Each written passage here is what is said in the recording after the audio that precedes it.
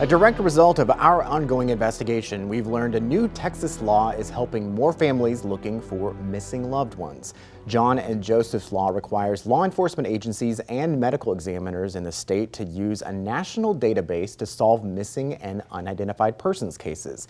It went into effect last September. Since then, investigator Arzo Dos discovered a near 80% increase in Texas cases entered into the system.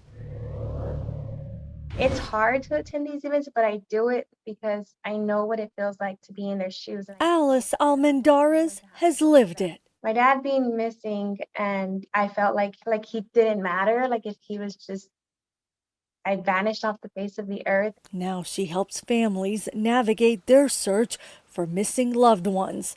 Most recently, she spoke to a group at the Missing in Harris County Day in Houston. They asked me, what was the most important thing to you? Or what do I think the most important step is? What would I recommend for everyone? And I said it was NamUs. Make sure your loved one is on NamUs. NamUs is short for the National Missing and Unidentified Persons System. It was created to help investigators and families solve cases by entering forensic details into a national database. HB 1419 is finally passed. In Texas, since last fall, law enforcement, justices of the peace, and medical examiners are required to use NamUs after John and Joseph's law passed. It's named after Almendarez's father, John, and Joseph Fritz, both from Houston, who were missing. Their families say NamUs helped them find closure. They are part of the club that they never wanted to be a part of, and they are the only ones who know what the other families like them are going through. State Representative Lacey Hall, also from Houston, worked closely with the Almendarez and Fritz families to get the law passed last session. She joined Almendarez at the Missing in Harris County Day to talk to families about the new law. Is the law doing what it's supposed to do? Yes, we have seen an uptick in law enforcement agencies and medical examiners, and people are reporting more in Texas. So it is working. In 2020, before the law passed, 106 NamUs missing persons cases were created across the state. Last September, after the law went into effect, the cases entered more than doubled to 221 in Texas.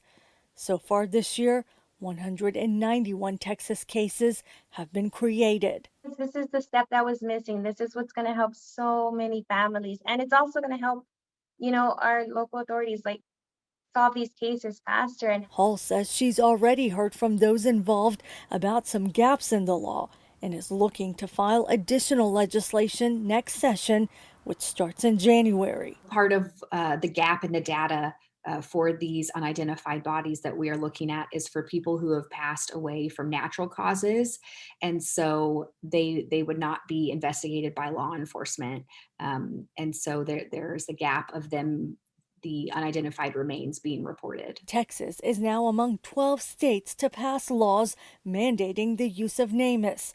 Almendarez is now pushing for it to be nationwide. It's never going to work if we don't have every law enforcement agency and medical examiner entering these cases into NamUs. It's one uniform database, one central database that we can all use. Arzo Dos for State of Texas.